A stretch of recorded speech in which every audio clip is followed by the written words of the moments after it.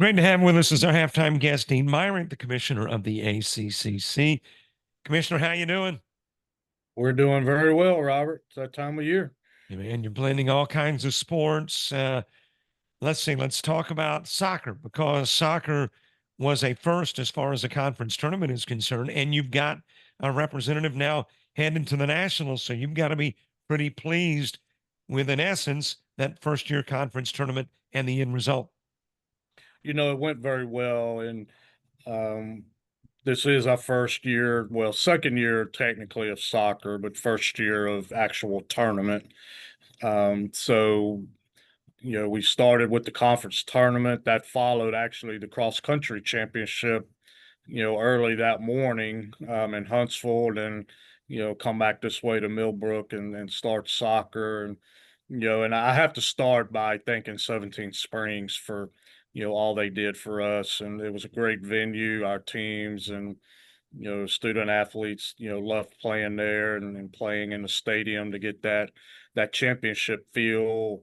And then that carried over, to the district, to where we had teams from Florida, Georgia, Tennessee, and the Carolinas, come down, and they were very pleased with the facility and all of that. But yes, Wallace State won the soccer conference championship, and then Southern Union women, and um, Southern Union women did win the district, beating Cape Fear from North Carolina to go to their first national tournament. So, we're pleased with that. Wallace State had a really good game with Georgia Military. Missed a hit a hit a shot on the crossbar to tie it up toward the end, and just ran out of time with that game. But they also had a very good showing as well. So yeah, we're pleased for Southern Union, and Mac does a really good job with that team, and looking forward to seeing how they do national. Got to ask you a couple of questions in regards to soccer. First of all, Georgia Military, Wallace Hansville. You're good friends with Dave Elner, the commissioner of the GCAA, from which Georgia Military hails. Was there a little trash talking between Dean Myrick and Dave Elner? Over the years, we have really not gotten into that. And I think, a lot of that is just the mutual respect for each other and their schools. But no, we don't know if that's good or bad. We've never got into, that, more or less. I'm sure there's been a little bit here and there, but nothing too crazy. In 17 Springs, you talk about the facility, gorgeous place. Love the stadium. Is that a spot that you're going to find yourself going back to in the future? We're looking at that. They also have hosted four weekends of flag football as well. And we had an AD meeting there, which is a good central location for us in the state. And, so it's kind of developed into a place that we do, call on time to time to host some things. And, Justin and his staff do a phenomenal job there. And it's also just so convenient for our schools to do that. And, it also worked well with volleyball being in Montgomery this year.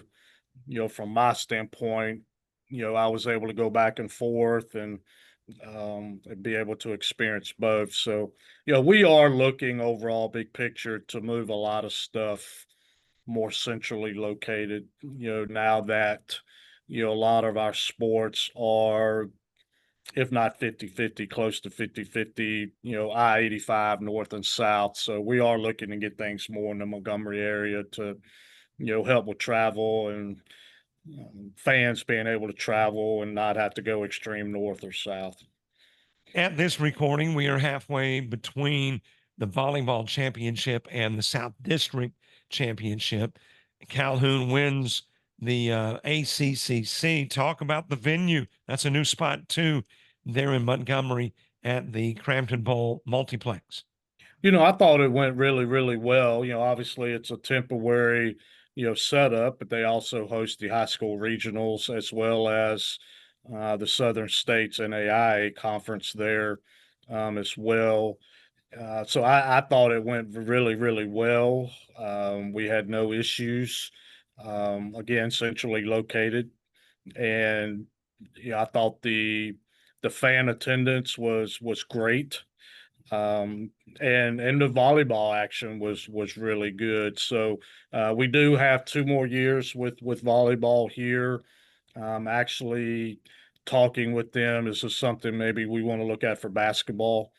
As well. So again, we are trying to find these venues that are centrally located, but it's very, very difficult these days to to find places like that. But the city of Montgomery's been very good to us. And as you know, we have D2 baseball here. We just re-upped for 2 more years, for that at Patterson and Riverwalk. So we're looking to kind of make a home around here. I think since the last time we talked, you have secured a location for the Division II basketball, and that is going to be at Talladega College. Actually, D2 and D1 will be at Talladega. They have I think it's 4 or 5 year old, new facility, which is very, very nice. I had actually not seen that until I went up for a visit. But it's a perfect size for us. It's new. You have Oxford and Pell City on either side of it for hotels and so forth. So, we look forward to going there and um, seeing how that works out. But kind of going back to volleyball, yes, Calhoun, is playing Jones Saturday for that district. Jones is 30-4 and Calhoun 30-3. So I'm looking forward to that. That's going to be a phenomenal matchup. And as I have told, and you've seen it also, Robert, the level of volleyball play over the last 4 or 5 years is um, risen drastically and in a good way. The level of play between all our teams is just fantastic. And so that's been a good, and we're adding 2 more teams next year. So we'll be up to 16 volleyball teams. So I'm looking forward to that as well. Who are the two new teams coming in? Wallace Dothan and Central Alabama will be playing on the Prattville campus for volleyball. So they will go into the South Division, and so yeah, looking forward to them. Now, they will have one probationary year before they qualify for conference, or are they eligible to? Since they already have an athletic program, there's no probationary period for that. That is only for brand new programs that come in that have never had athletics. There is a probationary period by the NJCAA on that. All right, I'm looking behind you. I see a backdrop that's got a new feature. The rebranding took place of the ACCC. How did that go? It was very long. Um, I wasn't expecting it to be that involved, to be honest with you. I just thought that went in and clicked your fingers and you had a new logo and all of that. But it was very, very involved in a very good way. All our presidents met with the company who did it, all our ADs. Um, our small group met, I can't tell you how many times, and we looked at changing names, and we just that was very, very difficult to come up with a name and one that everybody would agree with. And so it's like, you know what? Let's just take what we got, look at a new fresh look, modern look. And this is what they sent us, and we liked it. Obviously, the A there depicts the state of Alabama, but it's actually been very, very well received. Um, and it's been fun to see the growth of it, and how our schools have picked it up and started using it, and so forth. So as of right now, it's been very, very successful. All right, now I got the package and it lists the ACCC as the primary branding and AC3 as secondary. So, how does that work? I mean, is it just kind of a blend for folks like me to just pick and choose, or do you have a preference? A lot of people like the AC3. Um, but the primary logo is still the ACCC. As you can see in the background, we have the single A as well as the AC3. So, and then we have some, I forgot the marketing name, but to where it's actually, Alabama Community College Conference is spelled out. So, we have, I guess, five separate logos, but the majority of them will be the ACCC and then the AC3. So, um, it kind of depends on what it's for. Starting August 1st of 26, all of our schools will be required to have the logo on all uniforms, um, you know, to show the unity, of the conference that we are one conference. Um, and then anyone after August 21st doing courts and all of that, will not be allowed to use the old logo. So we are starting to phase out the old logo um and with the new. Well, as you know, over the years, I do enjoy harassing you and picking on you, but let's face it, the ACCC has grown tremendously in your time there. As a matter of fact, I think probably more than any other conference in the NJCAA. So, is there more growth ahead? You talked about the two volleyball teams being added, but is there other sports coming to other schools?